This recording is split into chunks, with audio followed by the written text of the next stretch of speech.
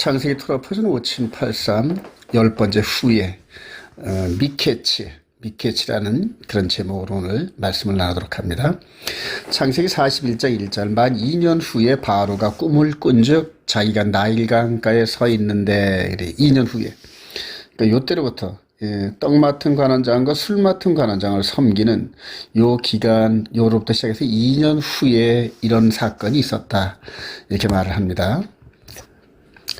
2년 후에 이렇게 감옥에서 있었던 죄수 요셉이란 청년이 2년 후에는 바로가 그 꿈을 해석하기 위해서 바로 앞에 서 있는 바로 이 부분을 얘기합니다. 그래서 2년 전과 2년 후 이 부분 속에서 하나님이 어떻게 역사를 하셨는지, 요셉을 어떻게 역사하셨는지, 그리고 하나님께서 구속사를 어떻게 이끌어 가셨는지 이런 부분들이 오늘 말씀을 통하여 밝혀질 일들입니다.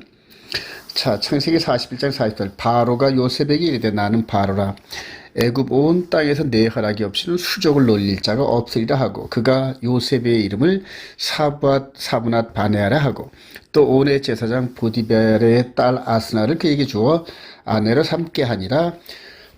요셉이 나가 애굽 온 땅을 순찰하니라. 요셉이 애굽왕 바로 앞에 설 때 30세라 그래 30세라 그가 바로 앞을 떠나 애굽 온 땅을 순찰하니 그래서 그때가 30세라 이렇게 얘기를 합니다. 30세.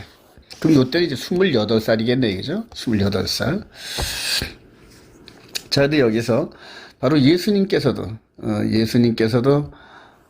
친례를 받을 때 어떻게 됐냐 하면은 우리 누가복음 3장 21절에 예수도 세례를 받으시고 기도하실 때 하늘이 열리며 성령이 비둘기같이 형체로 그의 위에 강림하시더니 하늘로부터 소리가 나기를 너는 내 사랑하는 아들이라 내가 너를 기뻐하노라 하시니라.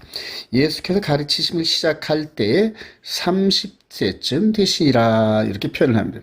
그래서 요셉과 예수님 사이에는 약 한 1800년 정도의 그 시간의 간격이 있는데 하나님께서는 창세 때부터 지금 아브라함, 이삭, 야곱, 또 뭐 노예 홍수라든가 바벨탑 사건 이런 창세기 때 이루어지는 그 사건들을 통하여 예수 그리스도의 사역을 집중적으로 포커스합니다. 집중적으로. 그래서 오늘 이 요셉의 이런 사역 요셉에 대한 이런 일들도 궁극적으로 누구를 통하여 나타나냐면은 바로 예수 그리스도를 통하여서 우리들에게 전달된다. 이렇게 이제 보시면 됩니다. 특별히 애굽의 총리가 되기까지 요셉의 여정이 있는데 30세가 돼서 공적인 사역을 하기 전에 이런 세월이 흘렀다는 겁니다. 17세 때에 아버지의 사랑을 받으면서 이렇게 긴 옷, 즉 장자권자가 입는 이 긴 옷을 입고 아버지의 사랑을 독차지했던 요셉. 또 한 걸음 더 나아가 그 옷을 입고 꿈을 얘기를 하는데 11단으로 상징되는 형제들이 자기한테 절을 하던 꿈을 또 이렇게 얘기를 하면서 또 미움을 또 삽니다. 또 한 걸음 더 나가서 해와 달과 별들이 자기한테 절하더이다 하면서 꿈 얘기를 2번 하면서 아주 미운 틀에 박혔는데 그렇게 형들과 반목하고 형의 미움들을 사는 그 결과가 뭐냐면 형들이 시기 질투하고 또 때로는 또 죽이고 싶은 그런 마음가짐 속에서 애굽으로 노예로 팔려가는 이런 결과를 낳습니다. 그래서 지금 이 17세 때 이렇게 되어진 일들은 정말로 인간으로 감당하기 특히 17살, 18살 된 요셉이 감당하기 힘든 이러한 거의 죽음과 마찬가지의 그 일들이 이제 벌어지고 있죠. 그래서 애굽으로 거의 죽은 거나 진배 없는 노예 상태로 끌려와서 보디발의 집에 보디발 이제 이 집사겠죠. 보디발 경호실장 가정으로 이제 노예로 팔려갑니다. 요셉이. 자, 팔려가가지고, 요때가 요 나이대가 이제 요셉이 28살째인데, 28세쯤. 그러니까 17세에 끌려와가지고 11년 동안을 보디발의 가정에 가정 총무로서 이렇게 사역을 하는 걸 보게 됩니다. 그 11년 동안, 애굽에 대한 그런 생활, 문화, 또 여러 가지 경제 활동 이런 것들을 많이 배웠겠죠. 가정 총무를 삼았으니까. 가정 총무를 삼았고 또 하나님께서 이 요셉을 늘 형통하게 하셨더라 이렇게 말씀을 주고 계세요. 그런데 이제 거기 변수가 생깁니다. 바로 이 보디발의 아내인데 아주 당시 상류층 중에 상류층 그 여인이 매일같이 이 요셉을 향하여 이 육신의 정욕과 이런 것들을 드러내면서 둥치마자는 겁니다. 예. 그러니까 젊은 요때가 나이가 이제 한 26세부터 한 28세 정도 되는 이런 나이인데 그 여인의 유혹을 참 견뎌내기가 쉽지 않았을 겁니다. 근데 그거를 견뎌내면서 결과적으로는 이 보디발의 아내의 유혹에서 벗어나는 그런 하나님께서 주시는 시험을 나름대로 이렇게 통과하는 그런 결과를 낳죠. 근데 그 통과하고 난 다음에 그 상급이랄까요? 그 상급이 뭐냐면 이렇게 감옥에 들어가는 겁니다.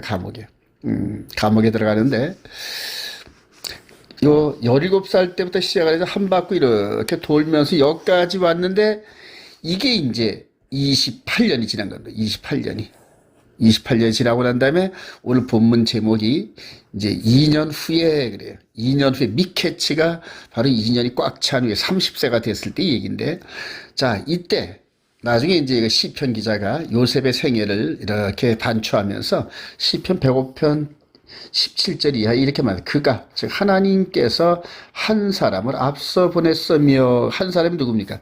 요셉이거든요. 요셉이 종으로 팔렸도다.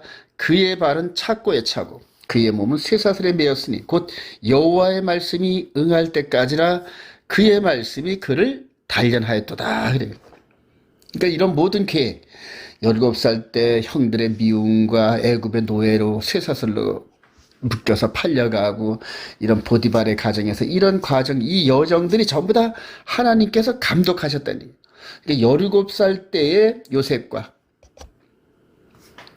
다음에 30살쯤 됐을 때의 요셉이 차이가 많이 나겠죠. 근데 그런 과정을 전체를 지금 하나님께서 주관하셨다는 얘기예요.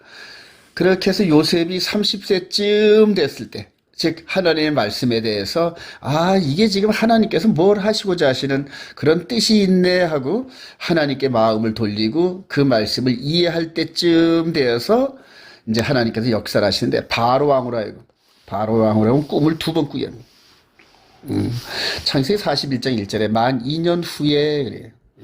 미케치 만 2년 후에 바로가 꿈을 꾼즉 자기가 나일 강가에 서 있는데 보니 아름답고 살찐 7암소가 강가에서 올라와 갈밭에서 뜯어먹고 그 뒤에 또 흉하고 파리한 다른 7암소가 나일 강가에서 올라와 나일 강가에 서 있더니 그 흉하고 파리한 소가 그 아름답고 살찐 7소를 먹은지라 그래요. 그러니까 이게 살찐 이 소를 흉악한 이런 소들이 와서 먹은 꿈을 꾸는 거예요. 또 한 걸음 더 나가서 다시 잠이 들어 꿈을 꾸니 한 줄기에 무성하고 충실한 7 이삭이 나오고 그 후에 또 가늘고 동풍에 마른 7 이삭이 나오더니 그래요. 이렇게 꿈을 꾼 그 바로 왕이 이제는 애굽의 점술가와 현인들을 모두 불러서 그 꿈에 대해서 해석해라. 이랬더니 해석하는 자가 없었더라 이렇게 나옵니다. 하나님께서 지금 바로왕을 통하여서 뭐를 하고자 하는 그런 일을 지금 이렇게 꿈을 통해서 나타나는데 그런 일반 사람들이 해석을 하면 안 되겠죠. 여기서 누가 해석을 할 수 있습니까? 바로 요셉이 이 꿈을 해석을 해요. 요셉이. 근데 이런 패턴은 하나님께서 또 이후로도 자주 하시는 걸 보는데 특별히 우리 주전 한 600년 전쯤에 다니엘을 통해서 이런 일들이 또 이렇게 하나님께서 또 이렇게 주관하시는 걸 봐요. 다니엘서 2장 1절에 느부갓네살이 다스린 지 2년이 되는 해에 2년이 이렇게 나오네 자꾸 미케치 그래요. 자, 느부갓네살이 꿈을 꾸고 그로 말미암아 마음이 번민하여 잠을 이루지 못한지라 왕이 그의 꿈을 자기에게 알려주도록 박수와 술객과 점쟁이와 갈대와 술사를 부르라 말하며 그들이 들어가서 왕이 앞에 선지라 왕이 그들에게 이르되 내가 꿈을 꾸고 그 꿈을 알고자 하여 마음이 번잡하다. 자, 그리고 나서 술사들에게 얘기를 합니다. 아무도 꿈을 해석하는 사람이 없었죠. 그래서 바벨론의 모든 술사들을 다 죽여라.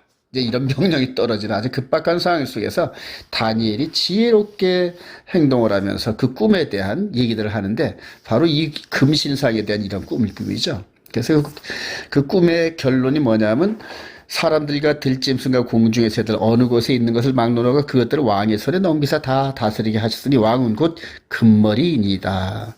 왕의 뒤를 이어 왕보다 못한 다른 나라가 일어날 것이요 셋째로 녹 같은 나라가 일어나서 온 세계를 다스릴 것이며 넷째 나라는 강아지가 쇠 같으리니 하면서 당시 바벨론 시대 때에 하나님께서 다니엘을 통하여 이후로 되어질 페르시아, 그리스, 로마 그리고 열국 이게 지금 마지막 때에 이루어지는 그런 나라들인데 하나님께서 이렇게 금신상 하나의 꿈을 통하여 역사에 대한 이런 것들을 관통시키는 이런 그 일들을 하게 하십니다. 그래서 성경에 나오는 꿈에 대한 이런 얘기와 해석 같은 이런 부분들은 바로 그거 자체가 예언이고 장차 하나님께서 이루실 어떤 청사진적인 그러한 그 의미가 있다. 이렇게 좀 보면 되겠습니다.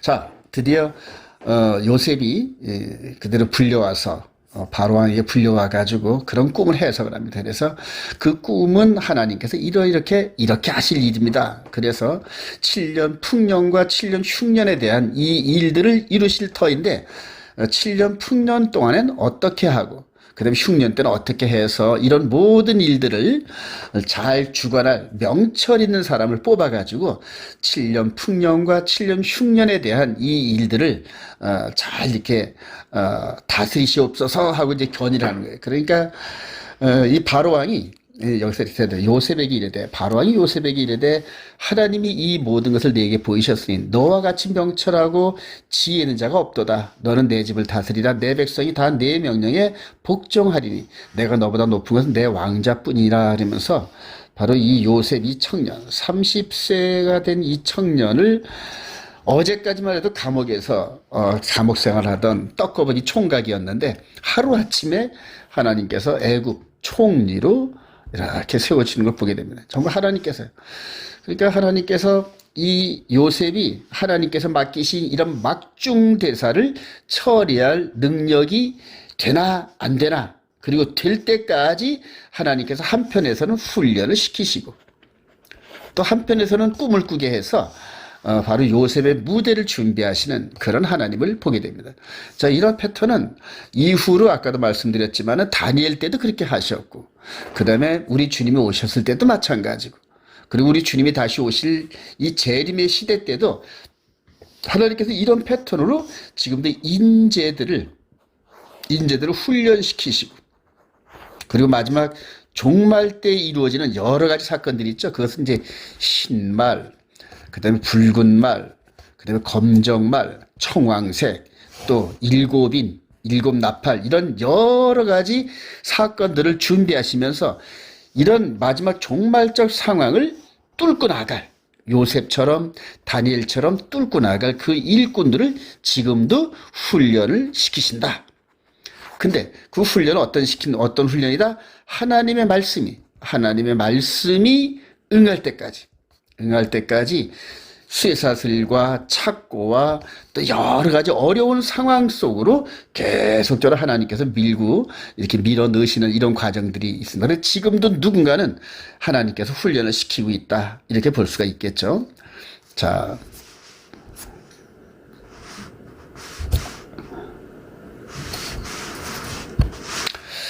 자, 바로가 또 요셉에게 이르되 그래요. 자, 부연에서 또 설명합니다. 내가 너를 애굽 온 땅의 총리가 되게 하노라.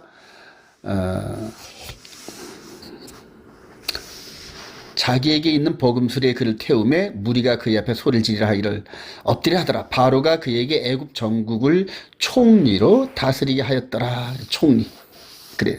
근데 총리로 딱 들어서면서 일을 하면서 7년 풍년 동안에 그 곡식들을 잘 또 관리해서 양식 창고를 지면서 다 통계를 내고 이렇게 보디발의 가정집에서 11년 동안 또 13년 동안 이렇게 했던 그 실력 발휘를 하나님의 지혜와 능력을 더불어서 이렇게 많은 사람들을 다스리는 걸 보게 됩니다.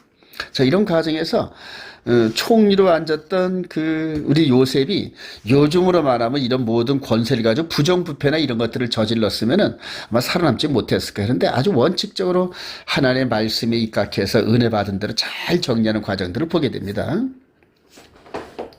자, 한 가지 더불어서 이제 온의 사제 딸인 아스낙과 결혼한 장면이 나오죠. 그래서 우리가 여러분들, 우리 공부했죠. 이렇게 아브라함, 이삭, 야곱, 이들이 다 장자인데, 이들이 항상 이방 지역 가서 아내들을 구해오는 이런 패턴의 그림들을 이제 이렇게 봤을 겁니다. 야곱 장자. 그 다음에 12아들 중에 장자가 누구였다? 요셉이었습니다. 자, 요셉도 장자로 선택됐기에 당연히 이방 지역으로 가서 어떤 걸 구해온다? 신부를 구해오는 이런 패턴의 그림들이 똑같이 나오게 됩니다. 나중에 이제 우리 69일에와 70일의 사이, 요 한일의 사이에서 우리 주님께서 십자가를 통하여 신부들을 구해오는 하늘의 장자 예수. 그래서 이 69일과 70일을 기점으로 해서 창세 때부터 우리 주님이 오시는 이런 모든 구약의 역사가 바로 예수 그리스도의 사역을 드러내는 하나님의 지문, 하나님의 구속사의 지문 역할을 한다. 그래서 현재 우리들이 예수 그리스도 안에서 이 영적 과정들을 이렇게 쭉 해석해 나가면서 여러 가지 주장과 교리들을 세우는데 가장 난해한 즉 후 3년반 3과 2분의 1 동안 이루어질 이 계시록 사건을 해석을 하는데 마치 사사기 마지막 시대 때 이루어지는 그런 것처럼 전부 다 각자 주장하는 이런 일들이 다 막 있습니다. 그런데 창세 때부터 이렇게 패턴대로 이렇게 말씀을 이렇게 추적해 가다 보니까 요셉도 장자 중에 한 명으로서 아내를 구하는 이런 사역을 감당한다는 얘기입니다. 자, 그래서 아스낫을 그에게 주어 아내로 삼게 하니라 요셉이 나가 애굽 온 땅을 순찰하니라 그러면서 계속적으로 총리의 사역을 하게 되는 것을 보게 됩니다. 자, 이제 풍년이 지나고 칙년이 지나고 7년 흉년이 이제 시작이 됩니다. 드디어 7년이 지나가고 애굽 땅에 7해 풍년이 그치고 요셉의 말과 같이 7해 흉년이 들기 시작하며 각국의 기근이 있으나 애굽 온 땅에는 먹을 것이 있더니 그래요. 애굽 온 땅이 굶주림에 백성이 바로에게 부르짖어 양식을 구하는지라 바로가 애굽 모든 백성이 이르되 요셉에게 가서 그가 너희에게 이런 대로 하라 하니라 하면서 이 요셉이 어마어마한 권세를 줍니다. 그러니까 양식에 대한 모든 권세, 즉 생사 여탈권을 쥔 어마어마한 권세를 지게 됩니다. 어마어마한 권세를 지게 됩니다. 우리가 한번 이렇게 볼 때 이 지중해를 중심으로 해서 이게 이제 시나이 반도고 이게 애굽입니다. 애굽. 그다음에 여기에 이제 뭐가 있냐면은 가나안 땅이 있습니다. 가나안 땅. 이 가나안 땅에는 아직도 야곱과 형들 11명의 가족들이 살고 있죠. 그리고 22년 전쯤, 한 20년 전쯤에 가나안 땅에서 17세 떡거벌이 총각 요셉이 끌려와가지고 여기서 20여 년 이상을 지금 이렇게 살아가면서 총리가 됐다는 사실. 아주 뭐 놀라 자빠질 일이죠. 근데 이런 모든 일들이 하나님께서 가나안 땅에 살고 있는 야곱과 그 식구들을 어디로 이전시킨다? 애굽으로 이전시키려는 그런 계획 속에서 이루어지고 있다는 얘기입니다. 계획 속에서. 근데 이건 누구와의 언약이면 창세기 15장에 아브라함과의 언약 가운데서 내 후손이 이방의 객이 되어 4대 만에 돌아오는 그러한 약속을 언약을 하셨다는 얘기입니다. 그래서 그런 약속과 언약을 성취시키는 과정 중에 지금 요셉이 먼저 정탐꾼으로 파송이 되고 그 후에 22년이 지나는 요 이제 7년 흉년 기간에 이렇게 야곱과 그 형제들이 이렇게 이전하는 이런 과정들. 그래서 지금 이런 전체의 큰 흐름은 하나님께서 아브라함에게 약속하시던 땅에 대한 약속, 그다음에 아들에 대한 약속, 이방의 복에 대한 약속, 이런 일들을 하나님께서 성취시켜가는 과정 중에 하나의 작은 그림이다. 이렇게 생각을 하시면 됩니다. 그리고 이제 마지막 때를 살고 있는 저와 여러분들이 이런 패턴대로 훈련시키시는 구속사를 이루어가시는 하나님의 섭리 가운데 우리들이 맨 마지막 주자로 지금 이렇게 선발되고 뽑히는 이런 과정 중에 있다. 이렇게 보시면 되겠습니다.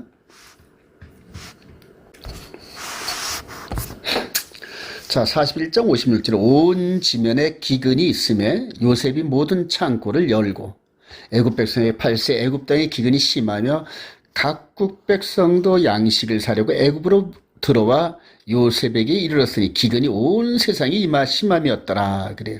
그러니까 애굽에만 식량이 있고 나머지는 전부 다 지금 기근에 처해 있는 이런 부분들.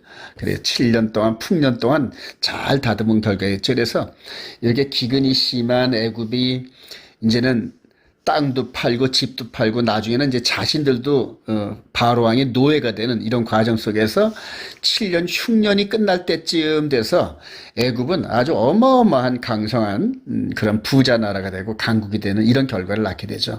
자, 이런 것들이 전부 다 지금 하나님께서 아브라함과 이삭, 야곱 그들 식구들을 중점으로 해서 구속사를 이루는 그런 가운데서 이런 일들을 하신다는 것. 그리고 이제 마지막 때도 계시록에 나와 보면은 여러 가지 많은 지구촌의 여러 가지 변화들이 있는데 이런 모든 것들도 지금 하나님께서 주관하고 계신다는 이런 것들을 이제 평행사적으로 이렇게 볼 수가 있습니다. 자, 드디어 이제 곡식을 구하려고 형들이 나타납니다. 형들이 나타나면서 이런 그림들이 나타나는데 창세기 42장 6절 이하에 요셉의 형들이 와서 그 앞에 땅에 엎드려 절하매 요셉이 보고 형들인 줄 아나 모르는 채 하고 그래요. 그래서 이렇게 10명의 형들이 와서 요셉에게 엎드려가지고 식량 좀 팔아주세요 하고 엎드렸단 말입니다.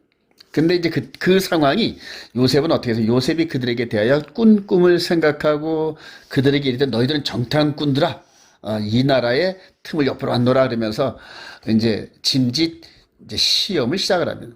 시험을 시작합니다. 17살 때 이렇게 했던 이 과정의 세월이 흘러서 어느덧 여기까지 22년이 흘려서 지금 요셉은 39살입니다, 여러분. 39살. 30세 때 7년 풍년이 시작됐고, 그 다음에 이제 흉년이 시작한 지 2년 만에 형들이 왔다 그러니까 이제 39, 이제 40대죠. 40대에 이 요셉 앞에 형들이 와서 이렇게 무릎을 꿇고 있는 이런 과정들이.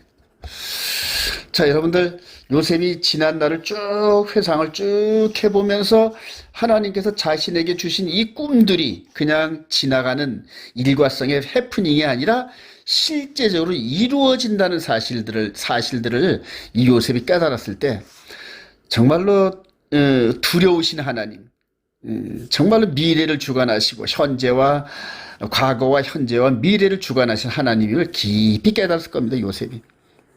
그리고 하나님의 지혜로 이제 형들을 테스트합니다. 아, 옛날처럼 이 형들이 전부 다 어머니가 넷이고 아버지가 하나지만 어머니가 넷인 배다른 형제의 이 10명의 형들이 과연 반목을 하고 있는지 어떤 상태로 변했는지 이런 것들을 이제 테스트를 해보려고 합니다.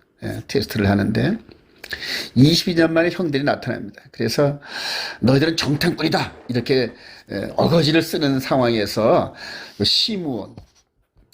시므온을 볼모로 잡습니다. 볼모로 잡고 양식을 내주면서 니네 집 갔다가 돌아올 때 막내를 데리고 와라. 막내 베냐민을 데리고 와라.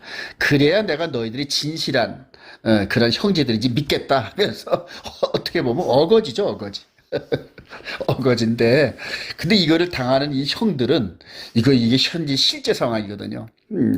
참 이게 자 그들이 서로 말하되 우리가 아우의 일로 범죄하였도다 그러면서 이제 이런 과정에서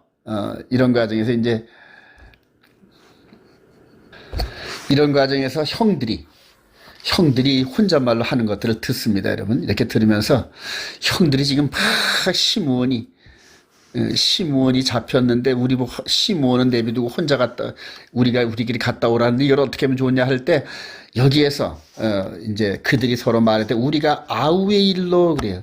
22년 전에 요셉 아우이를 상기시키는 겁니다.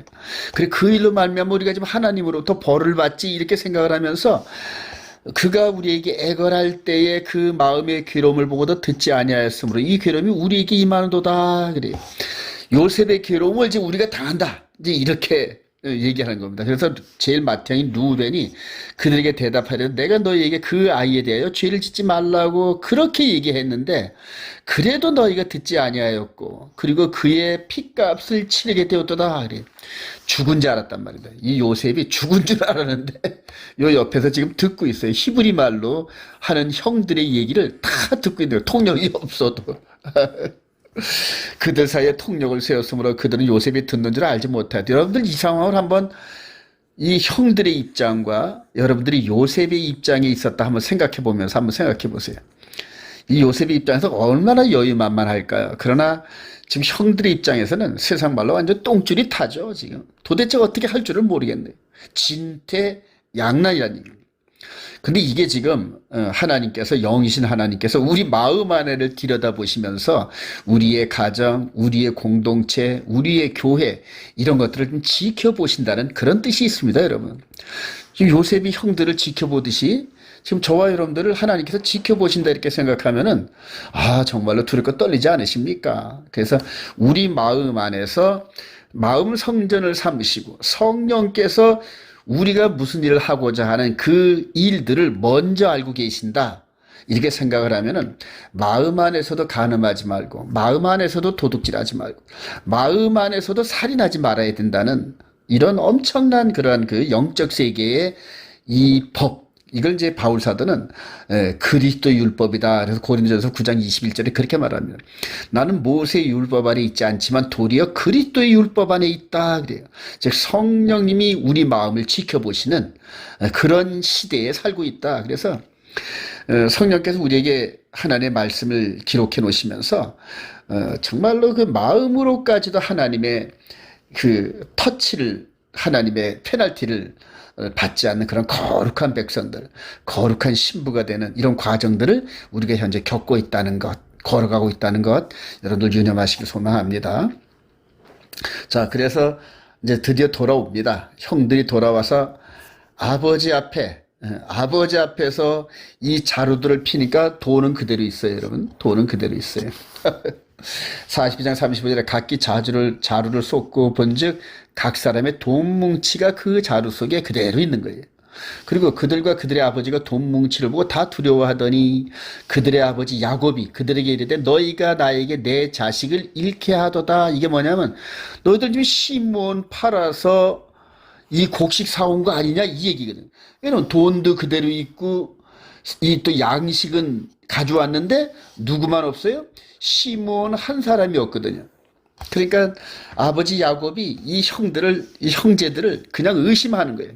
그래 놓고 한 걸음 더 나가서 이 10명의 형제들이, 이 10명의 형들이 누구 내놔라?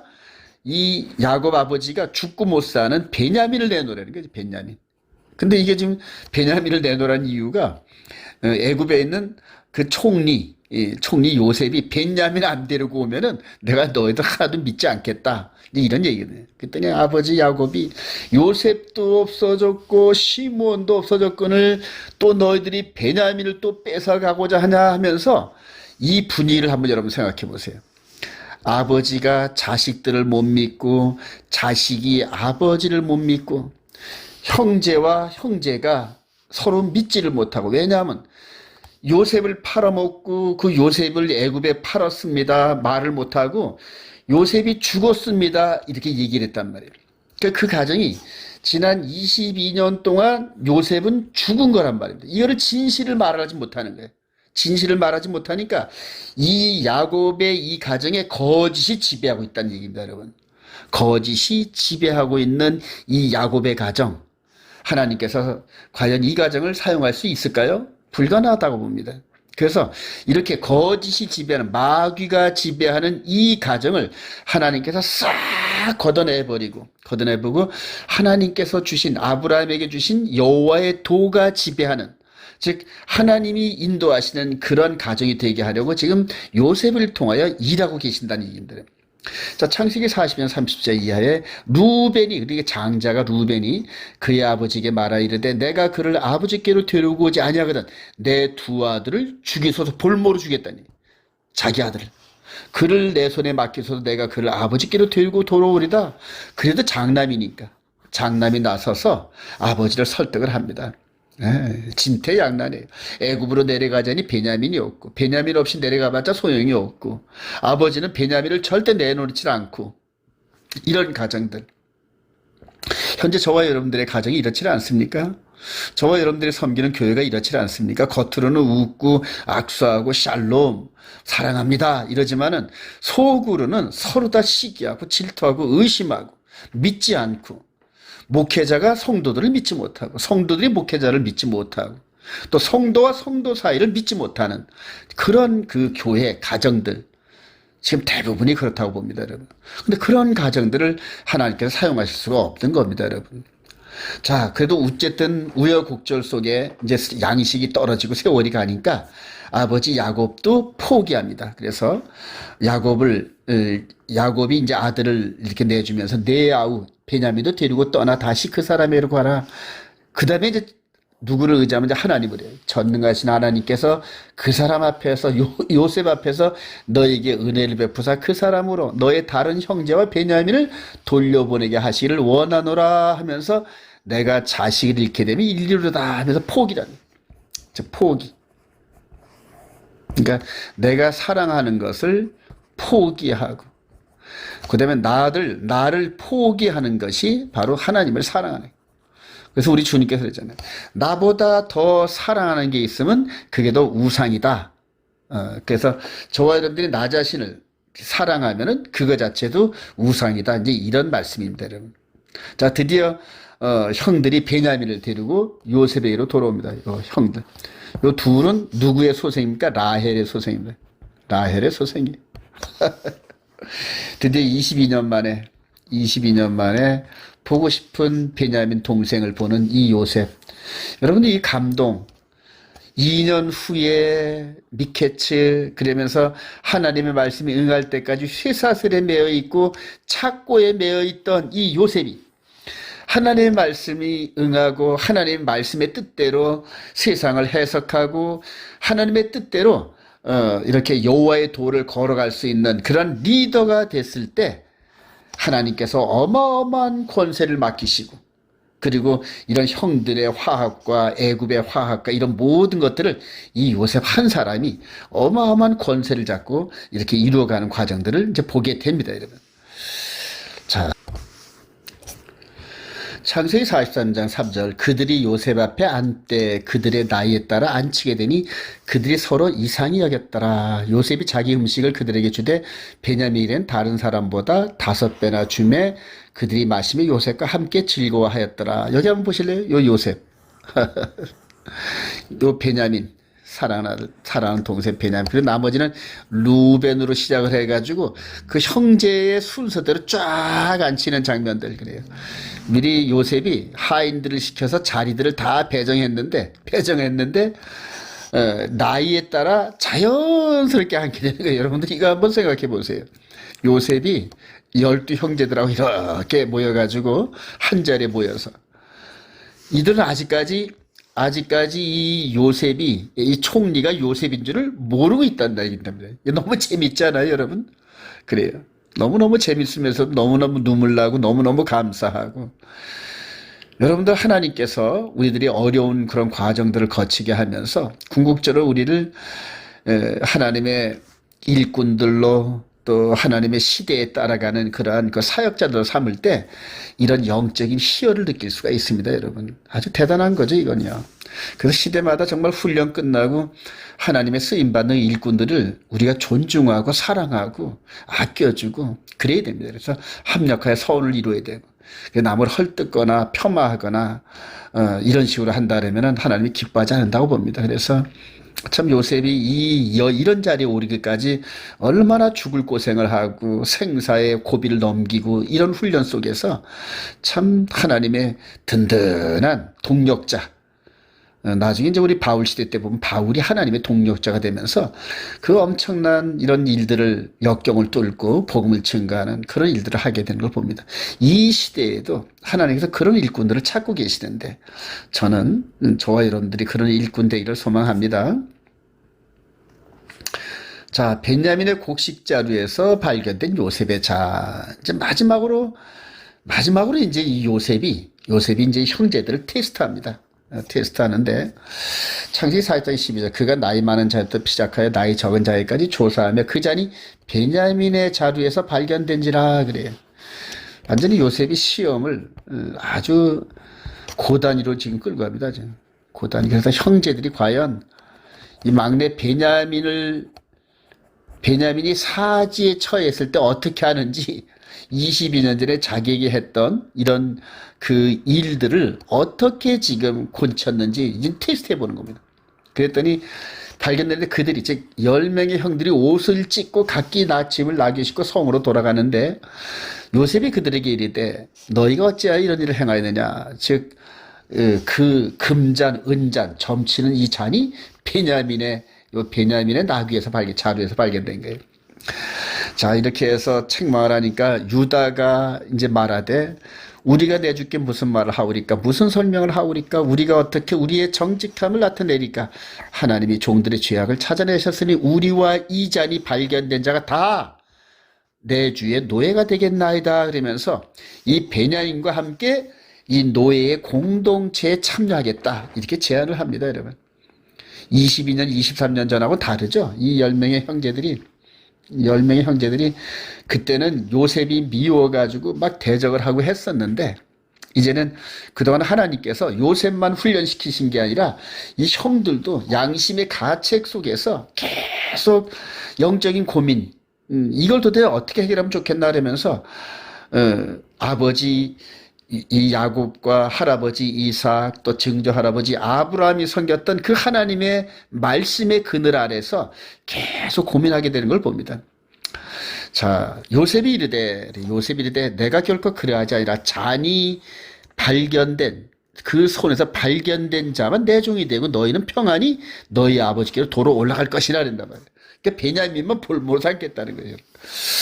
야, 여기서 만약 10명의 형이 베냐민 없이 아버지 야곱에게 간다 그러면은 야곱이 뒤집어질 겁니다. 아마 현장에서 졸도하고 뇌졸중 걸리지 않을까 이제 그런 생각이 듭니다. 이 진퇴양난의 이런 이 상황을 과연 어떻게 벗을 것인가? 참 너무 재밌지 않아요, 여러분? 이 10명의 형제들에게는 아주 완전히 지금 죽음에 이를 정도의 그러한 진퇴양난의 그런 상황인데 이 모든 결과를 미리 알고 있는 저와 여러분들은 너무나 재미있는데 재밌을 거 없습니다, 여러분. 저와 여러분들도 이런 시험 속에서 지금 있다는 얘기입니다, 여러분. 자, 오늘 중간 결론입니다. 하나님이 계획하신 마지막 때의 흐름을 깨닫고 그래요.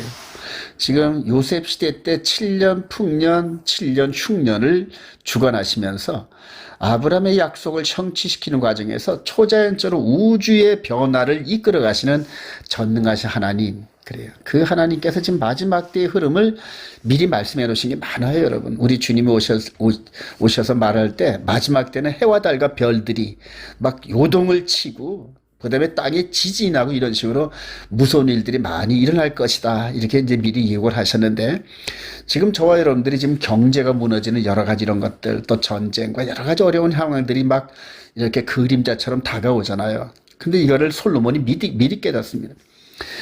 하나님께서 행하시는 모든 것은 영원히 있을 것이라 하나님이 이같이 행하시면 사람들이 그의 앞에서 경외하게 하려 하심인 것을 내가 알았도다. 이제 있는 것이 현재 있는 것이 옛적에도 있었고 그래요. 또 장래에 있을 것도 옛적에 있었나니 하나님이 이미 지나간 것들을 통하여서 다시 또 일을 하시리라 이렇게 전도서에 얘기를 합니다. 자, 지금 옛적에 요셉 시대 때 7년 풍년과 7년 흉년을 이렇게 주관하신 그리고 결과적으로는 하나님 원하신 대로 가나안 땅에 살고 있는 야곱과 그 가족 70여 명을 애굽에다 정착시키는데 성공을 하시죠. 창세기 마지막 부분에서. 근데 그때 풍년과 흉년을 주관하셨단 말입니다. 이제 마지막 때 우리 주님 재림이 막 임박했는데 현재 상황입니다. 현재 지금 경제가 막 슛다운합니다. 경제가 막 내리꽂습니다. 전 세계가 IMF 때는 게임도 안 될 정도의 그런 많은 일들이 그래요. 그래서 무역이 둔화가 되고 경기가 후퇴가 되고 또 각국의 경제가 붕괴되고 고용이 막 얼음장이 되고 더군다나 또 지금 이 푸틴과 우크라이나의 젤렌스키가 전쟁을 벌이면서 지금 뭐 너무너무 지금 이 힘든 상황이죠. 근데 여기다 또 전쟁을 두세 군데 더 함께 터뜨리고 또 기후변화와 함께 이런 7년 풍년과 흉년에 대한 이런 그 천지를 주관하신 하나님께서 여기에 좀 더 악한 상황으로 이끌어 가신다고 한다 그러면은 저와 여러분들은 어떻게 되겠습니까? 즉 요셉 때의 그 상황이나 현재의 상황이나 지금 똑같다는 얘기인데 여러분. 자, 계시록 18장 8절에 이제 계시록 18장은 그대로 경제가 무너지는 그러한 예고편인데 전체가 이제 18장 전체가 그런데 한번 중간에 이렇게 요약해 보겠습니다. 그러므로 하루 동안에 그 재앙들이 곧 사망과 애통함과 흉년이라. 마지막 때 이 계시록 시대 때도 동일하게 창세 때의 상황을 지금 하나님이 이끌어 가신다 그렇게 예고하신 겁니다.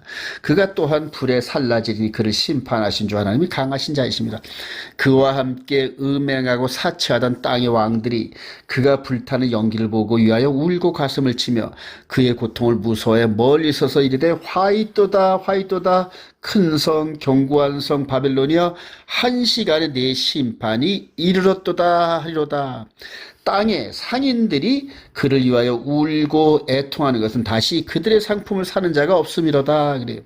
바로 이렇게 11절 요 몇 구절을 가지고 마지막 때 이런 경제적인 어려움과 이런 것들을 지금 말씀하고 계신데 2000절에 요한을 통해서 말씀하셨습니다.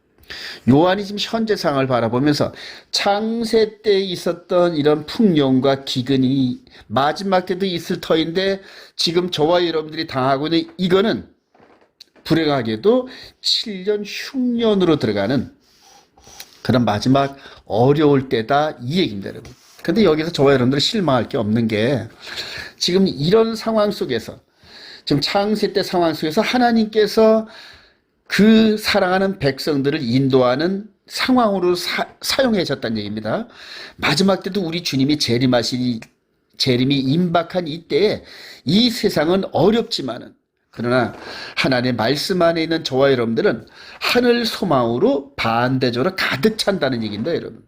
그래서 우리 주님, 우리를 데리러 오시는 주님, 그리고 이 땅에는 하나님을 모르는 자들과 하나님을 대적하는 자들이 심판받을 준비를 하고 있는 그런 상황으로 몰고 가면서 궁극적으로 데살로니가 4장 16절 이하에 있는 휴거, 공주로 우리를 쫙 끌어올리면서 이 지구촌 전체를 불러 심판하는 이런 것들이 예고되어 있는데 사랑하시는 여러분들, 당시에 7년 풍년 흉년의 중심에 요셉과 그 가족들이 있으면서 하나님의 구속사를 견뎌내고 이끌려 갔던 것처럼 이 마지막 때도 우리 주님 재림 직전에 세상은 혼란 속에 하나님의 진리의 말씀이 사라지고 사랑이 식어지고 어려운 그런 가운데서도 하나님의 거룩한 백성들 예수 그리스도의 아름다운 신부로서의 정체성을 잃지 말고 품격을 유지하면서 끝까지 인내하면서 하나님을 기쁘시게 하며 하나님과 동역하는 일꾼들이 되시기를 주님의 이름으로 축원드립니다.